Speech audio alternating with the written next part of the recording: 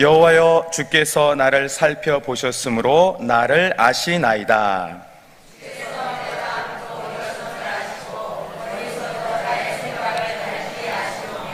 나의 모든 길과 내가 눕는 것을 살펴보셨으므로 나의 모든 행위를 익히 아시오니.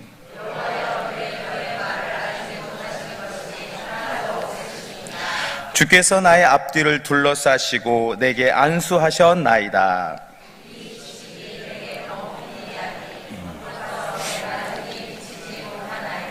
내가 주의 영을 떠나 어디로 가며 주의 앞에서 어디로 피하리이까? 거기 계시는 소돔의 자리를 펼치라도 거기 계심이다.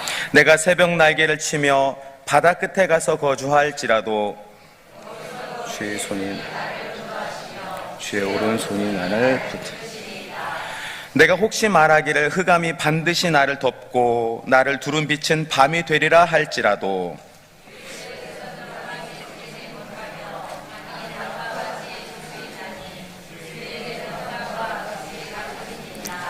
주께서 내 내장을 지으시며 나의 모태에서 나를 만드셨나이다.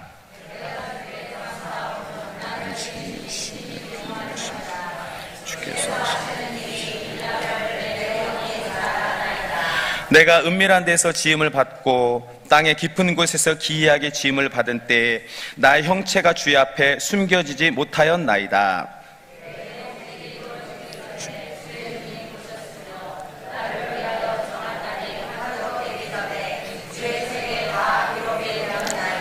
하나님이여, 주의 생각이 내게 어찌 그리 보배로우신지요. 그 수가 어찌 그리 많은지요. 내가 세려고 할지라도 그 수가 모래보다 많도소이다. 내가 깰 때에도 여전히 주와 함께 있나이다. 아멘. 모든 시대에 있어 중요한 화두가 되는 질문은 바로 나는 누구인가 라는 질문입니다. 우리들은 저마다의 배경, 또 문화, 시대 속에서 사라지게 되어지죠. 그렇기 때문에 내가 누구인가라는 질문에 완전한 답을 할 수 있는 사람은 한 사람도 없다라는 것입니다.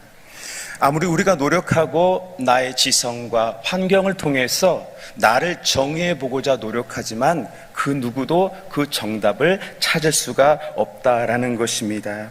그래서 많은 사람들이 이 시대 가운데 계속해서 방황하며 자신을 찾아보고자 애쓰고 노력한다라는 것이죠. 그런데 오늘 성경은 그렇게 고민하는 우리들에게 어떤 말씀을 주고 계십니까? 나를 알려고 할 때 바로 하나님을 바라보라 라고 말씀하고 있습니다. 왜냐하면 하나님께서 우리의 시작이 되시고 또 마침이 되시고 완성이 되시는 전능자이시기 때문입니다. 오늘 시편은 다윗의 시라고 소개되어져 있는데요, 그 위대한 다윗이 고백했던 첫 번째 신앙 고백은 무엇입니까? 1절 말씀에 보면 여호와여, 주께서 나를 살펴보셨으므로 나를 아시나이다 라고 고백하고 있습니다. 다윗은 스스로 내 인생을 정의하고 내가 이렇다 저렇다 말한 것이 아니라 주님께서 나를 아십니다 라고 그렇게 신앙의 고백을 드렸던 것입니다. 다윗의 인생을 보게 되어지면 처음에는 가난한 목동의 삶으로 시작되어졌습니다.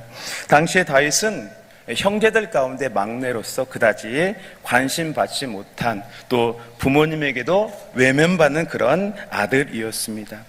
그런데 다윗의 놀라운 삶을 보게 되어지면 그 어려운 환경 속에서도 양 한 마리를 이제 찾아내고자 사자와 또 곰의 이빨에서도 양을 이렇게 구원해 내기도 했고요, 대단히 성실하고 하나님을 경외했던 삶을 살았다라는 것을 보게 됩니다. 그는 참으로 좋은 목자였던 것입니다. 그런데 어느 날 그의 직업이 이제 바뀌게 되어지죠. 바로 사울 곁에서 악기를 연주하는 악사가 되어졌습니다. 초대왕 사울이 하나님을 경외했던 모습을 버리고 하나님의 말씀을 거부하자 그의 삶에 이제 악령이 찾아오게 되어졌는데요, 놀랍게도 다윗이 사울 곁에 와서 악기를 연주하면 악신이 떠나가고 그 사울의 아픈 머리가 상쾌해졌었다라고 기록하고 있습니다. 그렇게 다윗은 목동의 그런 푸른 초장에서 살았던 삶에서 이제는 궁중을 찾아와서 악기를 연주하게 되어지는 악사의 삶을 살게 되어진 것입니다.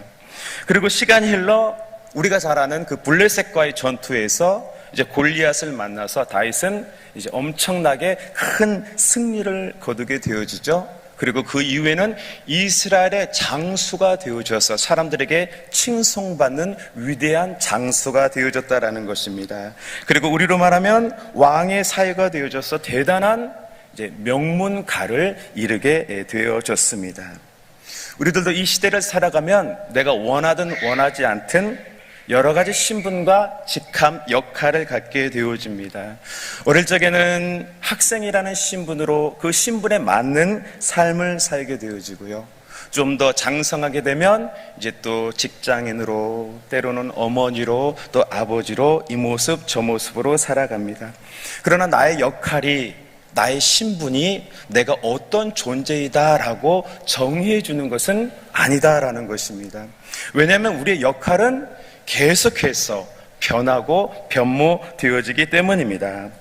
만약 학생이 이후에 성장해서 교수나 직장인이 되었는데 여전히 학생 때의 마인드로 살아간다라면 효과적인 삶을 살 수가 없을 것입니다. 또한 이제 직장을 은퇴하고 노년기가 되었는데 직장 때의 모습만을 가지고 산다라면 또한 그것도 지혜로운 삶의 모습은 아닐 것입니다. 그렇게 수많은 사람들이 자신이 누구인가 또 자신의 정체성을 발견하기 위해서 고민하고 또 고통 가운데 또 애쓰고 그렇게 여러 가지 모습으로 살아가는 것이 우리 인생의 그런 가난한 모습인 것입니다. 아마 오늘 다윗도 우리와 크게 다르지 않은 삶을 살았을 것입니다. 그는 왕의 사위가 되어지자 이제는 자신의 정체성을 장수 또는 성공한 사람이라고 정의했었을지도 모릅니다. 그렇게 직함을 가지고 또 신분을 가지고 자기를 발견했었을지도 모릅니다. 그런데 그 이후에 이제 다윗의 삶은 또 어떻게 되어집니까? 광야로 쫓겨나가는 그런 뜻하지 않은 도망자의 신분, 그런 삶을 살게 되어졌다라는 것입니다. 오늘 우리가 읽은 이 시편의 본문의 말씀은 아마 다윗이 왕이 된 이후에 인생의 모든 삶의 과정을 돌아보면서 기록한 것이 아닌가라고 생각되어집니다. 아마 다윗의 삶의 여러 가지 과정과 또 시련, 또 역경, 또 영광들이 있었지만 다윗이 결코 잊을 수 없었던 그 순간은 바로 광야의 시절이었을 것입니다. 우리들도 좋은 기억도 늘 가지고 있지만 또 어렵고 힘든 시기를 우리의 삶에서 이렇게 빼놓을 수가 없잖아요. 다윗도 아마 왕이 된 이후에도 자신의 삶에 있어서 광야 때의 시간을 잊지 않고 그렇게 살았으리라고 생각되어집니다. 그런데 오늘 그 다윗의 신앙 고백을 살펴보게 되어지면은 좀 남다른 것을 보게 됩니다. 그가 어떻게 고백합니까? 내가 어렵기만 했다. 내가 고난만 당했다라고 한 것이 아니라 주께서 나를 아셨고 나를 돌보셨고 나를 평안케 하셨다. 나는 그분의 손 안에 있다라고 그렇게 아름다운 신앙의 고백을 드렸다라는 것입니다. 우리 오늘 시편의 말씀 2절 3절 말씀 우리 함께 읽겠습니다. 주께서 내가 앉고 일어섬을 아시고 멀리서도 나의 생각을 밝히 아시고 나의 모든 길과 내가 눕는 것을 살펴보셨으므로 아멘. 네, 다윗은 자신의 생애를 이제 돌아보게 되니까 늘 자신을 이해해 줬고 돌아봐 주신 하나님을 발견하게 되었습니다. 하나님께서는 다윗의 일평생 좋을 때나 슬플 때나 한결같이 언제나 다윗을 돌아봐 주셨고 감찰해 주셨고 그의 생애를 인도해 주셨습니다. 그래서 다윗이 광야의 시절 사울의 3,000명의 정예부대에 쫓길 때에도 어찌했습니까? 되려 다윗이 사울을 죽일 수도 있는 순간을 2번이나 경험하게 됩니다. 바로 하나님께서 다윗의 모든 안고 일어서는 것, 다윗의 모든 삶을 감찰하시고 그의 생애를 계속해서 지도해 주시고 인도해 주셨다라는 것입니다. 성도 여러분, 은혜란 무엇입니까? 세상은 사울처럼 높은 곳으로 올라가는 것만이 은혜라고 말할 수도 있을 것입니다. 물론 우리도 그런 형통의 은혜가 있습니다. 그러나 성경이 우리에게 말씀해 주시는 은혜는 언제나 주님께서 나를 또 감찰해 주시고 또 함께 하시고 또 복되게 하심이 은혜라고 말씀해 주고 있는 것입니다. 다윗이 오늘 왕이 된 이후에 자신의 삶을 되돌아보니 결코 고난의 시간이 나쁘기만 한 것이 아니라 그 순간에도 자신을 감찰해 주셨던 하나님을 보게 되어졌습니다. 그래서 그는 하나님에 대한 감사 신앙을 이 시편을 통해서 여러 가지로 고백하고 노래하고 기록했다라는 것입니다. 시편의 말씀을 들어보면 놀라운 하나님에 대한 지식이 담겨져 있고요, 또 예수님에 대한 말씀, 또 여러 가지 놀라운 계시들이 담겨져 있습니다. 그 당시에 제사장이나 또 율법가들이 알지 못했던 하나님에 대한 지식을 다윗은 놀랍게 풍성하게 삶의 과정 속에서 알게 되어진 것입니다. 그것이 바로 다윗의 신앙 모습이었던 것입니다. 우리들도 다양한 삶을 살아가고 있습니다. 어떤 분은 또 고군분투하면서 또 열심히 고민하며 살아가실 거고요, 또 어떤 분들께서는 또 축복의 시간, 여러 가지 삶의 모습을 우리가 각자 그렇게 살아가고 있습니다. 그런데 누군가 내 인생에 대해서 이렇다 저렇다 이렇게 정해 줄 수 있는 사람이 있을까요? 앞으로 자네가 이렇게 될 것이야 라고 말할 수 있는 사람은 한 분도 없을 것입니다. 왜냐하면 우리 인생은 하루 앞 날을 절대 볼 수가 없는 그런 존재이기 때문입니다. 그런데 분명한 것은 우리가 좋을 때나 또 좋지 않을 때나, 때로는 오늘 다윗처럼 인생의 여러 가지 역경 속에서 흑암 같은 시기를 지날지라도 하나님이 함께 하실 때, 또 하나님이 함께 하심으로 우리는 자라나고 복이 된다라는 것입니다. 바로 그것이 최고의 복이고 은혜라고 오늘 다윗은 우리들에게 가르쳐주고 있는 것입니다. 오늘 시편 우리 13절 14절 말씀 우리 함께 읽겠습니다. 주께서 내 내장을 지으시며 나의 모태에서 나를 만드셨나이다. 내가 주께 감사하옴은 나를 지으심이 심히 기묘하심이라. 하시는 일이 기이함을 내 영혼이 잘 아나이다. 아멘.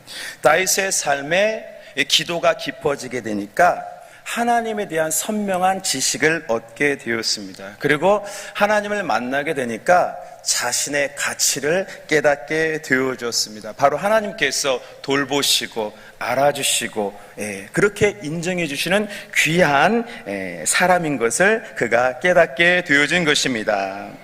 그래서 성경의 많은 인물들은 은혜를 받고 난 이후에 새로운 정체성, 또 새로운 이름을 부여받게 되는 것을 보게 됩니다. 야곱도 그렇고요, 또 아브람, 또 사울, 바울도 그렇습니다. 어떤 의미가 있습니까? 본성적인 나, 과거의 나, 한계 속에 있는 나가 아니라 하나님께서 꿈꾸고 계획하신 나, 자유한 나, 천성을 바라보고 우리 하나님께서 그렇게 완전한 모습으로 여전히 우리를 세워간다라는 것입니다. 에베소서의 말씀에 보면 우리 성도는 하나님께서 만드신 바라고 했습니다. 이것을 추각해서 말하면 작품이라고 할 수 있습니다. 작품은 하나밖에 없는 유일한 것이죠. 흉내낼 수 없는 가장 가치 있는 것을 작품이라고 정의하는 것입니다. 지금은 그렇지 않지만 예전에는 메이드 인 차이나 하면 별로 이렇게 인식이 좋지 않았습니다. 어렵던 시절, 또 급할 때, 또 돈이 없을 때 그런 제품을 산 기억들이 있습니다. 그럼 왜 그런 제품이 인식이 좋지 않았습니까? 당시에 이제 짝퉁이라고 해서 물건들을 베껴서 대량 생산했기 때문에 별로 가치 있게 여기지 않았습니다. 필요할 때 그렇게 사서 쓰곤 했습니다. 그러나 우리가 알고 있는 이 작품이라는 것은 어떻습니까? 장인이 고안해서 손수 만든 유일한 것을 우리는 작품이라고 표현합니다. 그것이 바로 가치가 있는 것입니다. 바로 하나님께서 저와 여러분들 세상 속에 살고 주님을 알지 못한 우리를 만세전에 사랑하셔서 주님을 통해서 우리를 빚어가고 계신 줄 믿습니다. 에베소서 1장 10절, 우리 에베소 1장 10절 함께 읽겠습니다. 땅에 있는 것이나, 이 말씀 있고요. 제가 또 말씀 한 구절 에베소서에 있는 말씀 읽어드리겠습니다. 제가 잘못 올렸네요. 우리는 그가 만드신 바라 그리스도 예수 안에서 선한 일을 위하여 지으심을 받은 자니 이 일은 하나님이 전에 예비하사 우리로 그 가운데서 행하게 하려 하심이니라 말씀하셨습니다. 바로 주님께서 보이지 않는 전능하신 손길로 우리를 계획하셨고 불러주셨고, 지금도 나는 나를 포기한 것 같지만 여전히 하나님은 그 성실하심으로 우리를 빚어가고 계시고 또 승리의 면류관을 쓰게 하신다라고 기록해주고 있는 것입니다. 바벨론 땅의 다니엘은 환경이 변화되자 자신의 정체성을 버려야 했습니다. 자기 이름을 버리고 그 당시 바벨론 우상을 섬기는 벨드사살이란 이름을 가지게 되었습니다. 그리고 언어도 바꿔야 했고 또 옷도 바꿔야 됐고 모든 관계, 모든 것을 변화하게 되어야 했습니다. 그래야만 성공을 할 수 있었습니다. 그런데 다니엘의 신앙 모습은 어떻다라고 말씀했습니까? 다니엘 10장 19절 말씀, 그의 신앙 모습 우리 함께 읽겠습니다. 이르되 큰 은총을 받은 사람이여 두려워하지 말라. 평안하라, 강건하라, 강건하라. 그가 이같이 내게 말하매 내가 곧 힘이 나서 이르되 내 주께서 나를 강건하게 하셨사오니 말씀하옵소서. 아멘. 다니엘은 바벨론 땅에서도 여전히 예루살렘 성전을 향해서 하나님을 향해 뜨겁게 기도했습니다. 변치 않은 하나님의 말씀을 여전히 사모하며 그렇게 신앙 모습을 지켰습니다. 비록 언어도 바꿔야 했고 옷도 바꿔야 됐고 문화도 바꿔야 했지만 오직 하나님을 향한 유일신앙만큼은 변하지 않고 그렇게 삶을 지켜나갔다라는 것입니다. 그리고 하나님께서는 다니엘을 특출로 하게 하셔서 3대 동안 총리로서 살아가게 하시고 이후에 이스라엘이 광복을 맞이하는데 보이지 않는 영향력을 아름답게 행사했다라는 것입니다. 오늘 사는 우리도 그렇습니다. 우리들은 성경의 시대처럼 이렇게 양을 잡거나 그렇게 율법을 행하지는 않습니다. 또 성소에서 또 제사를 드리는 것도 아닙니다. 우리는 바쁘게 변화되는 2024년을 살고 있습니다. 때로는 우리 역할도 바뀌어야 되고 문화도 계속해서 바뀌고 있는 현실 속에서 우리는 살아가고 있습니다. 그러면 우리는 어떤 존재입니까? 우리의 정체성을 또 어디서 발견해야 됩니까? 바로 예수님을 바라볼 때 해답이 있는 줄로 믿습니다. 바로 주님께서 나보다 나를 더 잘 아시고 완성되어질 모습을 우리 주님은 아시고 계시기 때문에 지금도 우리를 맑은 푸른 초장으로 인도해 가신 줄로 믿습니다. 아멘. 최근 한 나라에서 세계에서 두 번째 크기가 되는 다이아몬드를 이제 발견했다라고 돼서 특보가 되었습니다. 약 2,492캐럿이 되는 다이아몬드를 이제 발견했다라고 합니다. 그런데 이 다이아몬드라는 것이 본래 탄소 덩어리인데요.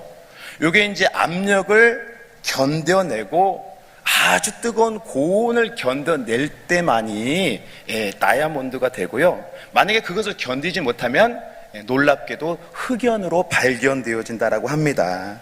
그러니까 엄청난 고온과 압력을 견뎌낸 탄소 덩어리가 다이아몬드가 되어서 그렇게 가치를 발한다라고 전해지고 있습니다.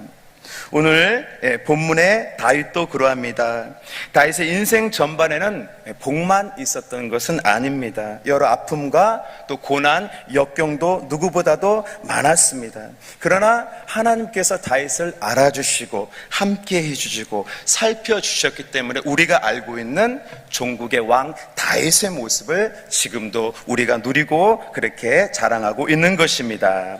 오늘 본문의 다윗의 고백, 우리 시편 17절의 말씀 우리 함께 읽겠습니다. 하나님이여 내게 어찌 그리 보배로우신지요, 그 수가 어찌 그리 많은지요. 아멘. 다윗은 놀라운 하나님의 사랑을 발견하게 되었습니다. 다윗이 알 수 없었던, 차마 깨달을 수 없었던 그 놀라운 하나님의 섭리와 역사를 보게 되어진 것입니다. 비록 여러 가지 과정과 또 고난들이 있었지만 그리스도 안에서 자신을 향한 놀라운 비전을 다윗은 보고 발견하게 되어진 것입니다. 그래서 우리가 아는 다윗이 되어서 하나님께서는 그를 내 마음에 합한 자라는 구약 성경의 위대한 그런 선지자로 왕으로 세워준 것입니다. 오늘을 사는 우리들 얼마나 바쁜 또 시간들을 보내고 있습니까? 우리들에게는 여러 가지 또 역할과 의무가 있습니다. 아마 한 분도 여기 계신 분들 바쁘지 않은 분이 없을 것입니다. 때로는 그 시간들 속에서 나의 정체성이 무엇인가, 나는 또 어떻게 살아가고 있는가라는 그런 생각이 들기도 합니다. 그러나 우리 그리스도인들은 하나님께서 함께 하심으로 모든 과정을 통해서 우리를 세워가시고 복이 되게 하실 줄로 믿습니다. 아버지 하나님께서 창세전에 교회 가신 그 모습 그대로 우리를 치유하시고 또 강건하게 하시고 복이 되게 하실 줄로 믿습니다. 우리 예수님께서는 어떻게 온전하게 되셨다라고 말씀하고 계십니까? 히브리서 5장 8절 9절의 말씀, 우리 예수님에 대한 말씀 함께 읽겠습니다. 그가 받으신 고난으로 순종함을 배워서 온전하게 되셨은즉 자기에게 순종하는 모든 자에게 영원한 구원의 근원이 되시고. 아멘. 놀랍게도 예수님께서는 고난을 통해 순종함을 배워서 온전하게 되셨다라고 말씀하고 있습니다. 주님은 죄가 없으시죠? 또 실수가 없으십니다. 그러나 우리 사람을 대신해서 고난 가운데 순종을 익히셨다라고 말씀하십니다. 그래서 악을 악으로 갚지 아니하고 십자가로 승리해 주시고 만왕의 왕 또 만주의 주가 되어준 것입니다. 오늘 우리의 삶의 모든 과정 속에서 이기신 예수님께서 그렇게 우리를 아름답게 빚어가신 줄 믿습니다. 때론 다윗의 생애처럼 여러 가지 또 곤고와 또 과정, 위협이 있을지라도 전능하신 주님은 우리를 완성하시고 만들어가는 것입니다. 우리를 향한 놀라운 꿈과 비전을 갖고 일하고 계신 것입니다. 오늘 시편의 다윗의 결론의 고백, 우리 16절 말씀, 우리 16절의 말씀 함께 읽겠습니다. 내 형질이 이루어지기 전에 주의 눈이 보셨으며 나를 위하여 정한 날이 주의 책에 다 기록이 되었나이다. 아멘. 주님은 다 알고 계시죠. 우리는 알 수 없지만 주님은 다 보고 계시죠. 우리의 안고 일어섬을 아시고 우리의 약함을 아십니다. 그래서 우리를 책임져 주신다라고 말씀하고 있습니다. 우리는 흔들리는 갈대와 같아서 약하여 쓰러질 수 있지만 전능하신 주님께서 시험을 이기셨기 때문에 우리를 안위하시고 우리를 안고 가고 계신 것입니다. 그리고 마지막 날까지 우리를 완성해 가신다라고 그렇게 기록하고 있는 것입니다. 우리들의 삶의 여정 속에서 나라는 생각, 또 나에게 국한되는 것이 아니라 나를 창조하시고 또 나를 잊지 아니하시는 예수님을 바라보면서 우리들도 주님과 함께 아름다운 면류관 쓰는 저와 여러분 되시기를 소망합니다. 주님께 길이 있고 능력이 있고 소망이 있습니다. 저 여러분들 언제나 있는 곳에서 우리의 환경은 변화될지라도 우리 주님 바라보고 끝까지 승리하고 예배하고 기도하는 복된 저와 여러분 우리 모두가 되시기를 주님의 이름으로 축원합니다. 아멘. 기도하겠습니다.